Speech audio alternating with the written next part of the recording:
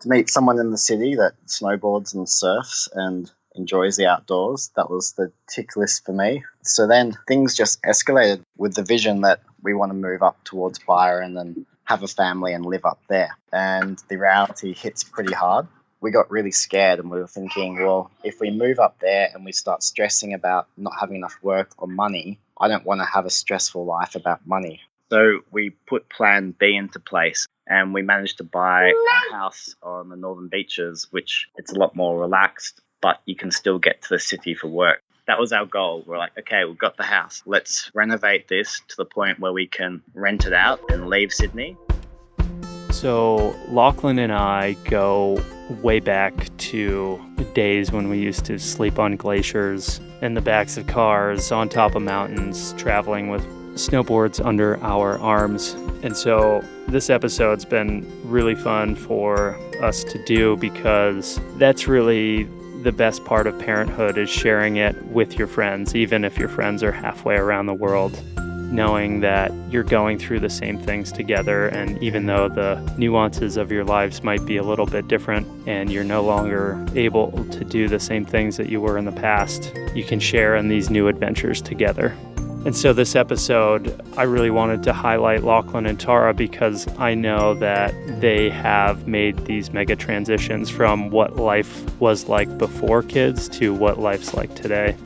Lachlan and Tara talked to us about taking on a huge mortgage just outside of Sydney, Australia. Lachlan renovating the apartments, having never done that before. Tara still, going to work super early in the morning, coming home late at night as a lawyer in the city. Lachlan trying to balance a career as a videographer, but also doing a full-time renovation, and then throwing kids in the middle of it, and how challenging and stressful all of these things can be, especially when you have the financial pressures of taking on a serious asset that you can kind of just afford. But Lachlan and Tara, they put it really well. They talk about how they're happily trapped in this lifestyle, and they've chosen this because it's easier for them to live here and work less and make more money than it would be for them to move somewhere else and have to work harder for less money. So I think a lot of people inside of cities feel that way, and it's a smart move, especially when you're raising kids at a young age and knowing the demands of that. Enjoy the show. Hello. Hey, Colin. Hey, Lachlan. Hi, Colin. Hey, Tara. How you going, mate? I'm going great. Parked on the side of the highway in beautiful Colorado, watching the snow melt turn into ice-cold streams to swim in. Thank you for setting a time. Yeah, this is cool. It's a cool project that you're doing. Thank you. Yeah, I'm glad you got the chance to listen to a couple of episodes.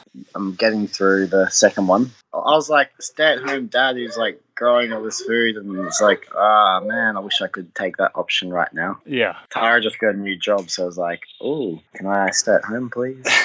Congratulations on the new job. That's really exciting. And it's really nice to feel engaged again in what I'm doing after sort of being a mum for the last almost 2 years, and for that being pregnant, and you just sort of take time out from your career. And yeah, it's really lovely to just sort of have a renewed sense of hope and satisfaction at work. That's great. Be a mum and be a worker. Yeah, I'm sure it's super demanding. Being a lawyer in general, it's just expected as part of the career. You're doing overtime. It is. Look, and it's hard to work your way up and get the best work and be the best that you can professionally and give it your most when you've got these competing priorities at home, and everybody finds different ways to make it work. Yeah, no, it's very exciting. Cool.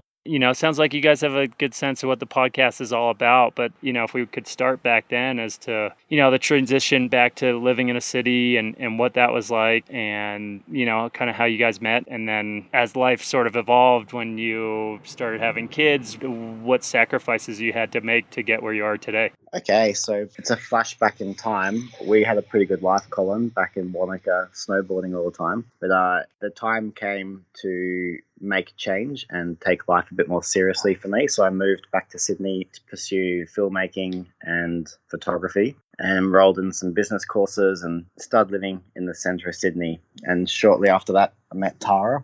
And to meet someone in the city that snowboards and surfs and enjoys the outdoors, that was the tick list for me. So soon we were dating, we got pretty serious, and we moved to Bondi together to live closer to the beach so that we could work, surf, and have that kind of life balance in Sydney, which is pretty good to have that in a working city environment, to have the beach right on your doorstep. So then things just escalated. We got really serious. We decided to start planning our life together. And before we knew it, we had put our resources together and bought a house up on the northeast coast of Australia. And with the vision that we want to move up towards Byron and have a family and live up there.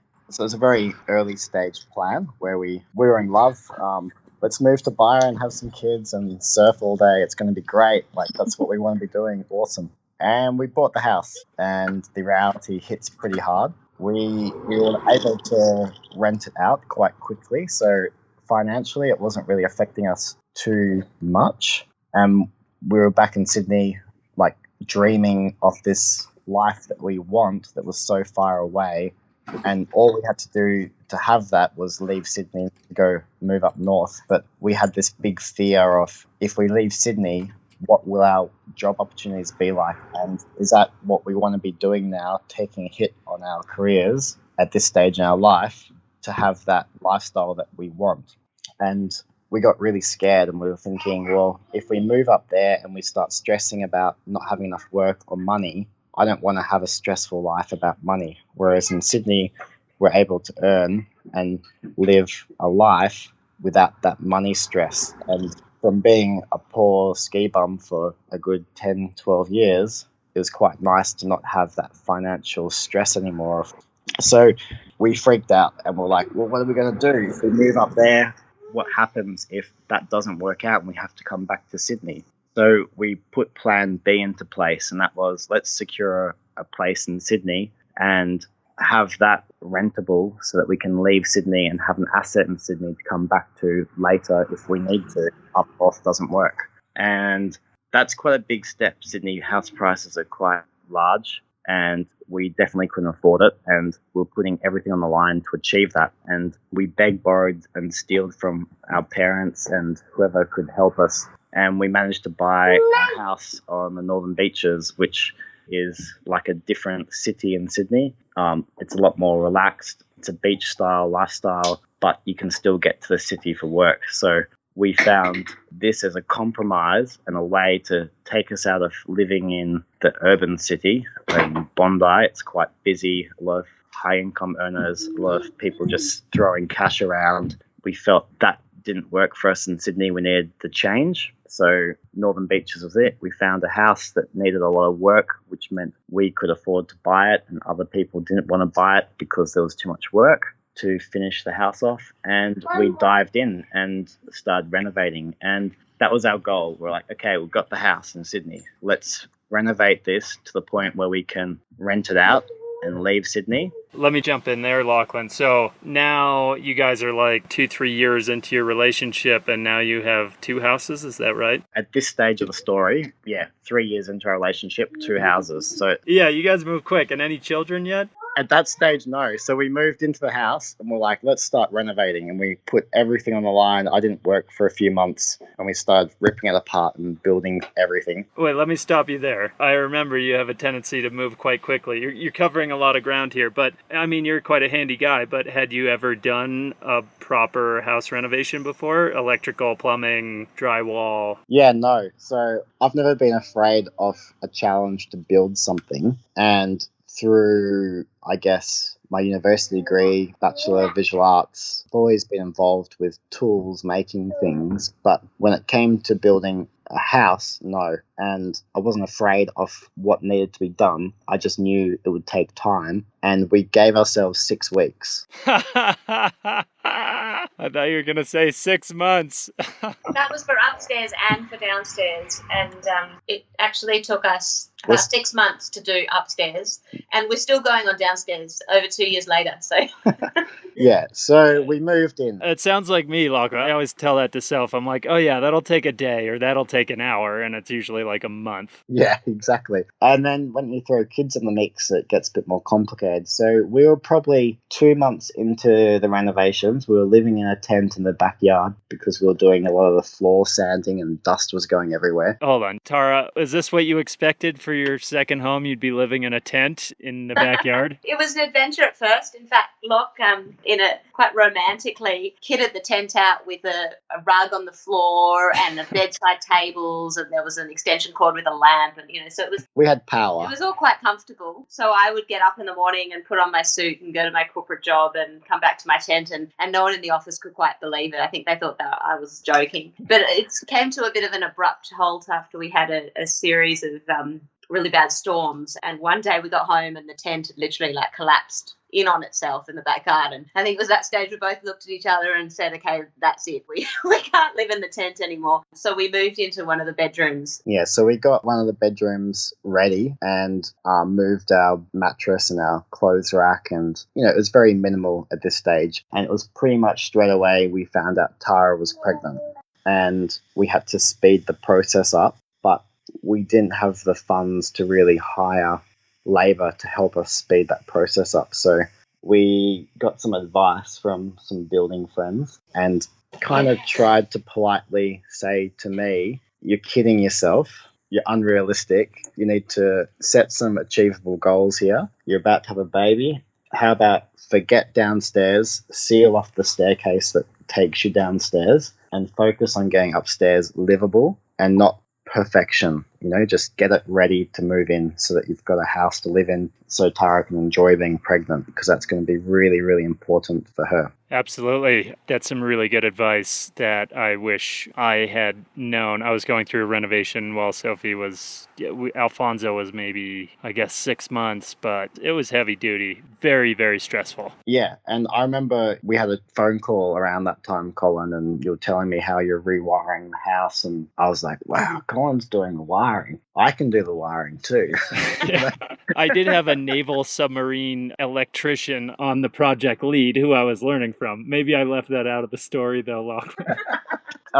Anyway, so yeah, back to that question about skills. No, I didn't have any building skills. And the difficult stuff is rope learning, really. Like YouTube, find a relevant link, watch a little tutorial and go for it. And it's pretty basic. It's like, we grew up with Lego, and Lego turns into Meccano. It's kind of like Meccano on steroids. It's quite rewarding. In this process, I had to go back to work, and Tara's getting close to having Jack. The day is kind of set, and all the plans are happening, and the house is still not livable upstairs. And there's tools everywhere. You walk in the front door, you were tripping over saws. I was at work, phone call rang. Tara said I'm in labour, come home. So I raced home, and Tara was at home with her mum, and I was like, all right, this is it. And we had the tiling to finish to get the electrical sockets put in on top. And I thought, well, it would be really nice to bash this tiling out before the baby comes. And I gently said to Tara's mum, I was like, do you think it's a good idea if I try and finish the tiling right now? I just literally have to do the grouting. And if I finish the grouting, we can put the sockets in and we can come home to a finished kitchen. And I was expecting her to say no, to be honest. And she looked at me and she said, that's a brilliant idea. So approval from the mother-in-law. Off I went mixing up the grout, and we got the grouting done. And then Tara's mum politely said, I think it's time to take Tara to the hospital. So, and Tara, that was okay for you? Yeah, look, it added a bit of excitement. Locke said at the time, we should film this. And of course, there was no way I was going to be filmed. But it was all right. By that stage, we were really over having a house that was a work in progress. And I think we were both just so longing to have it done before Jack came. That was almost 2 years ago. And here we are. We're in the house. We've started working on downstairs.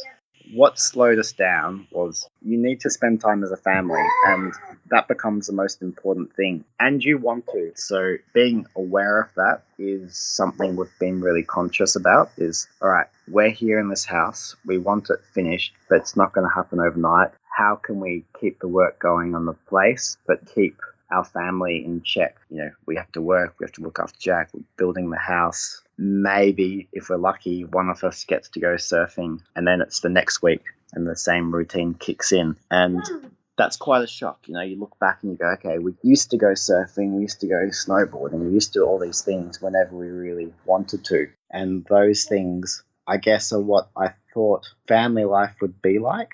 But for us, we're trapped, but happily trapped in this situation. Yeah, I think, when I was thinking about the call today and thinking about the life that you've set up, I mean, we have these 3-month, 6-month check-ins, so we keep up to date with each other. But I think, I've gotten a little bit more detail on your story so far. I mean, just the fact that you were willing to live in a tent while you bought the house, or you were willing to grout the kitchen while your firstborn child was, you're willing to take on the pain and suffering in the present for a more viable future, happy future. And I think, a lot of people out there, myself included, the past 5 years, I felt the same thing. I was like, I know I have to do this now. This hurts. This isn't what I thought it was going to be, but I know if I do this, I can have a different life in a few years. And to me, it sounds like you guys are certainly on that path and you know it and you're happy with it. Yeah, exactly. And the dream is still there to move up north.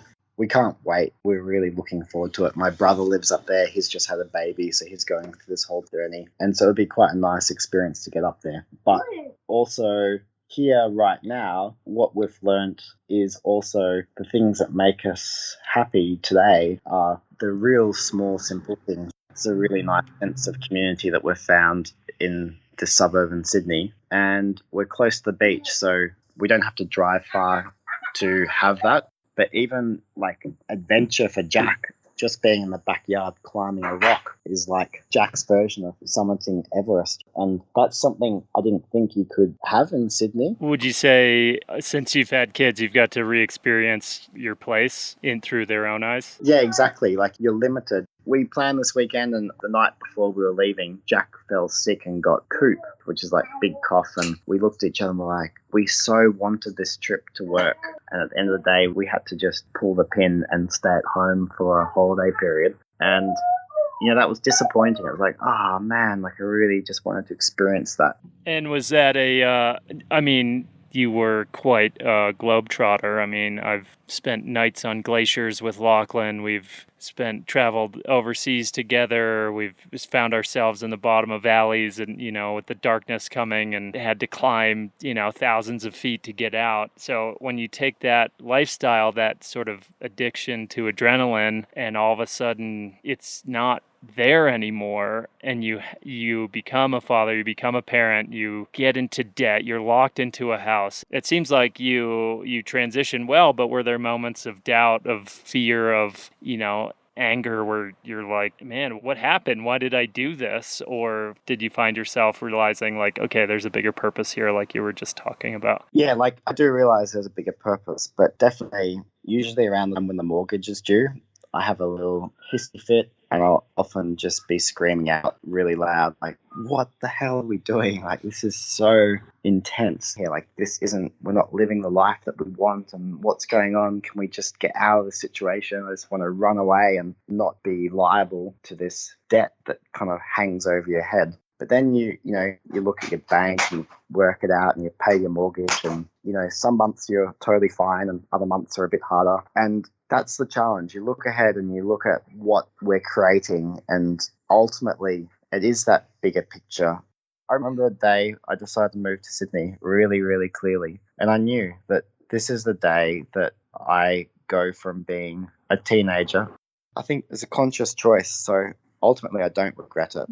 I didn't really expect to be here right now. I didn't really see it like this. I saw it a little bit differently. And that's just purely the naivety of not knowing what a family really is all about. And it's not about you. It's about the team, and it's about Tara, it's about Jack, and it's about all of us existing. Yeah, I mean, it seems like the moments you guys have shared together, you've just seemed really happy and a really proud father. So I'm super excited for you. So Tara, we got a lot of Lachlan's story there, but what was the transition like for you stepping out of full-time career to be a mom and in the midst of building a home and seeing Lachlan change a lot, your whole family dynamic change a lot. It's been a real beautiful experience. I think having that year of maternity leave, which I was very lucky enough to have, really gave me an opportunity to sort of see the world sort of afresh, I guess you could say. I'm so consumed by office life and working long hours, and it sounds depressing, but I often didn't know even really what the weather was like. And it was almost like my eyes just sort of opened for the first time, and I got to sort of see everything through Jack's eyes and see, the beauty and just like a little bee buzzing around or a butterfly, and have the time to just sit there and watch it and really be present with the moment. All in all, I think it was just such an incredible journey for me having that year off, and a real beautiful experience, sort of learning to be a mum and learning a different side of myself. So you step back to work, but you've recently taken a new position, is that right? Yeah, so look, I went back to work with a company I'd been for a long time, so they were very good to me, and I managed to negotiate 3 days, which was great, and a really good balance. Being able to spend some time with Jack, and then also having some time to just focus on me now, I think, but also at the same time, I'm lucky enough to work only 4 days, so I'll still have a little bit of time with Jack. That's amazing that you're able to transition so smoothly between your career and motherhood. I feel like other countries outside of the States have this dialed in so much better than we do. What else have you discovered in your time off from work? Something that's been really important for us living in an urban environment is just connecting, I guess, locally, and making sure we really consciously examine our decisions in terms of how we shop, how we obtain our food, how we what we do with our waste, and so forth. And we've really, I guess, shifted everything, having Jack, and really made a lot more conscious decisions about the food we're eating. We now go to the local farmers markets. I think those sort of little things, even though we are stuck in an urban environment and would much rather be up in the country, have just allowed us the chance to sort of get back to basics and really try to be a little bit more grounded and conscious in terms of our decisions. So between the structures that you've established at home and your work balance, it seems like you've created a pretty positive existence for yourselves, eh? Yeah, exactly. And I guess right now, Sydney is less stressful for us. What I mean by that is financially, it's easier for us to earn money here and having more time with the family. And right now, that's really, really important to us. So the urge to move up north has to be better than what we have here. So if we moved up there today, we'd be more stressed about money. Yeah, it makes me think about how having more structure and more routine based on what you desire, what you want those structures to be, allows you to be more successful as a young family, to spend the time how you want. Totally. It really makes you think about, okay, well, what sort of person do I want to be, and how do I want to live my life? And what's even more important is, how do I want to teach Jack to live his life? How do I want to model myself? And is that going to the supermarket every week and buying sort of groceries that have been frozen, or is it, just chucking everything in one bin? Or do I want to teach him, okay, no, everything has to go in a separate bin, and we're going to go buy from the local farmer, at the farmers markets? And you just really, I guess, think about things from a completely different perspective. And rather than doing it all for selfish reasons, you're now doing it for a new little life. Just because you don't live in the country, it doesn't mean you have to have those decisions made for you. Just because you work in the city doesn't mean you can't pack your own lunch of organic goods that you bought at the farmer's market, or you can't get up and go surfing in the morning just because you work in the city. It seems like you've found that balance for you, and it was a struggle, but it seems to be working. Yeah, connecting ourselves to the environment's been a real big part. We're not gardeners. We don't know how to garden. We want to garden. We want to grow our own vegetables. We tried, didn't work this time around. We can grow herbs, but we've got the worm garden, and the journey with that with Jack is quite amazing. We're on our first level. We're about to go up to our second level, which is exciting. And I think that's the stage now where we can actually do something with all that compost that the worms have been eating. I think that goes back into the garden. But, we're winging it. I don't know how to do it, but we're learning as we need to. And so we fit into that category where we want to do it. We're doing it. I think it's just very difficult to do it. We tried, failed. There's energy and time that goes into growing that food. And I think that's the learning process. And in the end, so far it's not just been about the fail, it's the journey.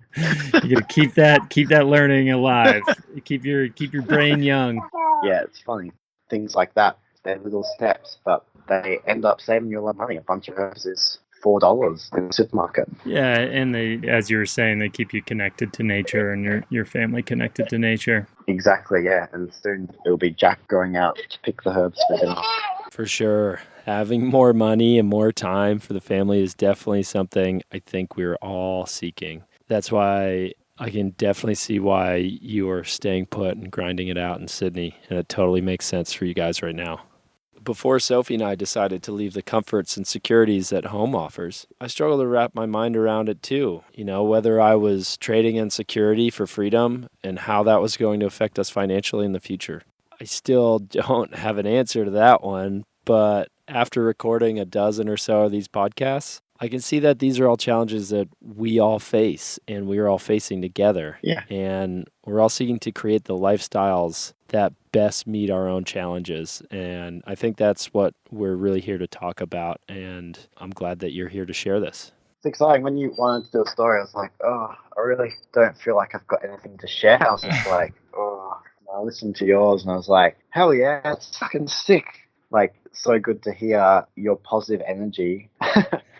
Hearing how you wrap up your experience has really just helped me view what we're experiencing more positively instantly. And, you know, it's not that your life's not positive. It's just that there's these moments that really do get you down. And like listening to that episode of you guys introducing yourselves, I thought it was very, very honest and real. And I think that's what helped make me instantly feel, we do have a little story to share. It doesn't feel epic, but in many ways it's a story, and I think gave me the confidence to be like, oh yeah, this is great. Cool. Thanks, man. I appreciate that, and I'm glad that it helped you in some way, not just to be on the podcast, but just helped you to put your current life situation into perspective and be more happy with what you've got, because Exactly. you know, it's really easy to forget that and forget how hard you worked for what you do have, even when that mortgage bill comes up and you're cussing at the wall, or you're like up until midnight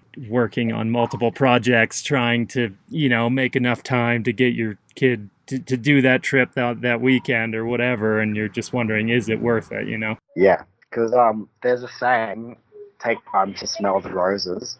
I think that's very important. And when you said the trip in the van isn't about you guys visiting these key tourist destinations, you've already been there, you've already seen these places. This journey is for us to be together as a family and enjoy that process. I think that was really good, and you know, really good analogy. And it's like, yeah, that's huge, you know, allowing time to be together is something that's really hard for a lot of families to fit into their lives, and it's very important to make sure you do that. Yeah, hey man, we're trying our best. It's not like I'm not pulling my hair out every day and like, oh my God, are we gonna be able to like make our payments this month, or, you know, and still having moments with Alfonso where I'm like, oh my God, I'm such a bad parent. But it's good, you know, we're just sitting on the side of the lake. That we had a redo today for Father's Day because they forgot a couple weeks ago, and but it's, you know, it's good. It's we are living it differently, and you know, the way that kids are these days,